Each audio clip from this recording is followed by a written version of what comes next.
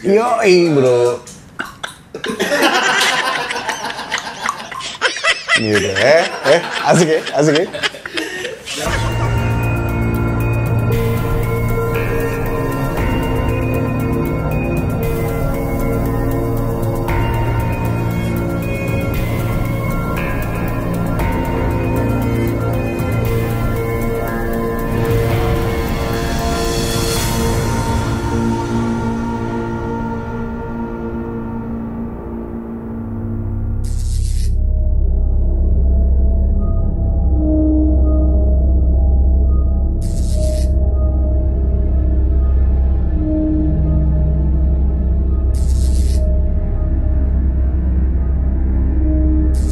Semua cerita misteri pastinya nggak akan bisa diukur oleh nalar kita.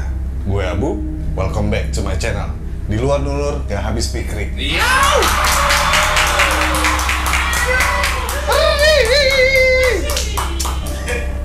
Ini gue hari ini bawa contekan karena bukan takut salah, cuman mendeklar biar ini menjadi benar. Adalah Nyai Puspa Cempaka. Kalau di ejaan dulunya adalah Puspo Cempoko. Wah, sedap. Nah, ini agak lain nih Nyai Puspo Cempoko ini. Agak lain nih. Ini di luar fikri lah pokoknya. Nggak habis nurul saya. Ini Nyai Puspo Cempoko nih agak-agak bokep. Bokep. Jadi syarat untuk melakukan pesugihan ini sering dibilang pesugihan ini adalah pesugihan nikmat. Nah ini yoi bro. Gitu asik ya, asik ya.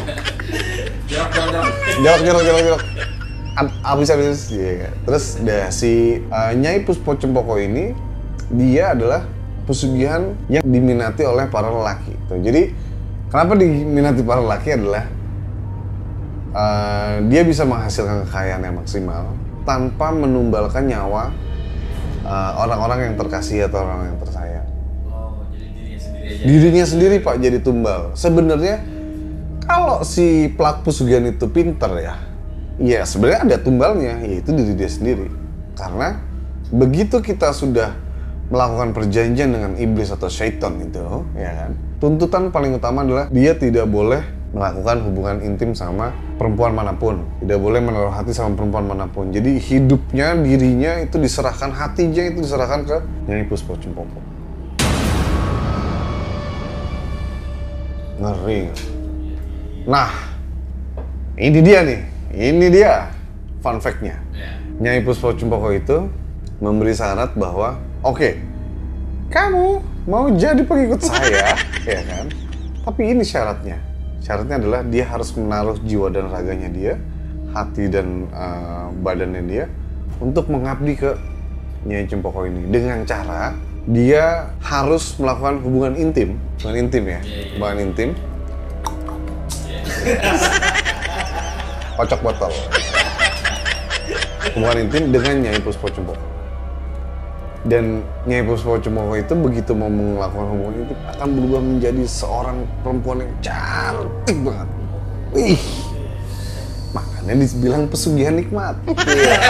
Buat para hidung belang kayak kalian ini. Ya, kalau saya mikirnya adalah ya kalau misalnya logika dasar adalah begitu kita mikir kita itu perjaka atau masih 20-an lah, masih belum menikah ya, umur 20-an, nggak bakal ada pikiran kita mau jadi pesugihan. Kalian coba, kalian, ya kan, di umur 20 awal, apa yang kalian bikin? Pasti cuman menemukan jati diri, lu pengen dilihat, gitu ya kan, nih gua begini nih, gitu. Sebenarnya yang butuh dana atau butuh kaya itu kan yang sudah kepepet dengan kondisi keadaannya. Banyak yang mereka menghalalkan segala cara, menceraikan istrinya demi untuk melakukan pesugihan ini. Gitu. Jadi ibaratnya saya berkorban demi keluarga. Bego. Ini korban dari mana lo nya? Enak juga marmut deh ya. Alah. Enggak. Itu nggak ada pembenaran ya, itu nggak ada pembenaran. Jadi kita sebagai manusia harus bisa memilah-milah. Ya lo pesugihan udah pasti jelek lah. Balik lagi ke Nyai Puspo Cempoko. Begitu sudah melakukan hubungan intim, itu ada momen di mana Nyai Puspo Cempoko itu membutuhkan sesajen lah. Sesajen, tapi waktunya sudah ditentukan sama Nyai Puspo Cempoko. Jadi bukan dadakan gitu. Kayak misalnya, besok aku mau bunga. Bunga apa? Bunga bangkai. Request, by request si Nyai ini. Jadi buat para pelaku pesugihan ya ini sosok lah paling mudah. Semuanya tetap salah. Jangan dilakukan. Nah, setelah Nyai Puspo Cempoko, ini ada yang lebih ngebikin bulu kuduk begidik. Bulu kuduk begidik. Bulu kuduk begidik. Namanya adalah pesugihan Nyi Blorong. Kalau kalian udah pada tahu, pesugihan Nyi Blorong itu apa sih? Pesugihan yang dimana itu perjanjiannya dengan iblis yang menyerupai wanita berbadan ular. Ular naga ya, naga panjang ya bukan.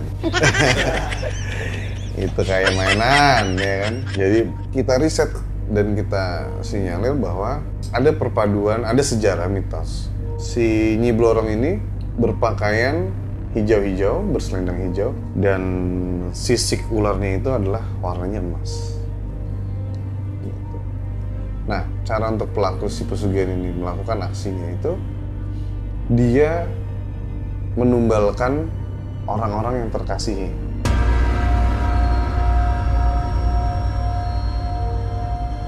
Kalau ini dilanggar, itu bisa ke dirinya dia sendiri. Dan perjanjian ini adalah abadi.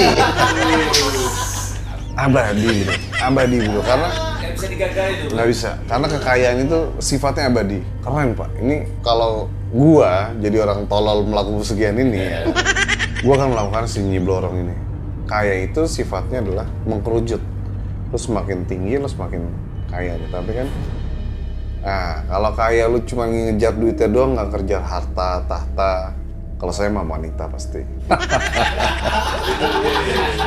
Tapi kalau harta tahta doang, ya mengerucutnya ya stucknya di situ aja. Gitu. Nah, balik lagi ke si Nyi Blorong, dia beribukan Sri Angin-Angin dan berbapak Jaka Linglung. Kalau di mitosnya, kenapa bisa berbadan ular? Itu memang dari keturunannya. Jaka Linglung itu bapaknya itu berbadan ular naga raksasa yang memang stratanya paling kuat. Konon katanya si pelaku pesugihan ini dia punya metode bahwa dia akan mendapatkan kepingan emas, Pak. Yang dimana kepingan emas itu sebenarnya adalah tanggalnya atau copotnya si sisik ular si badan si Nyi Blorong ini.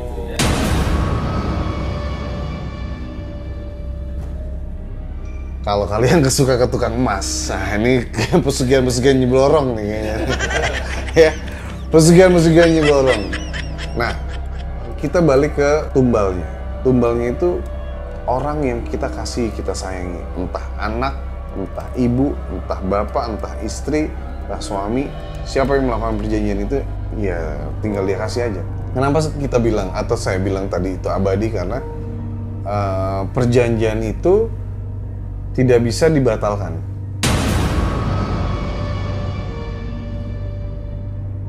Katanya. Kalau saya salah ya saya mohon maaf.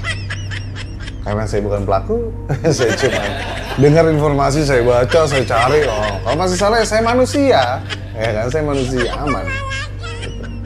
Dan lebih ekstrim lagi, kita berdiskusi sama pelaku babi ngepet, pelaku tuyul, pelaku pesugihan Nyai Puspo Cempoko sama Nyi Blorong ya kan. Banyak 4 orang kita temuin, kita dudukin. Terus ada pertanyaan yang cukup menggelikan sama saya. Bisa nggak sih satu orang itu pakai 4-4-nya gitu langsung? Ya kan? Orang semua. Iya, lo mau kaya nggak usah tanggung-tanggung, ya. Pala gue juga gini. Orang-orang goblok. Udah jadi tuyul. Iya, udah jadi tuyul, jadi babi. Iya nggak? Iya kan? Jadi ular. Sama Nyai Jempoko ya.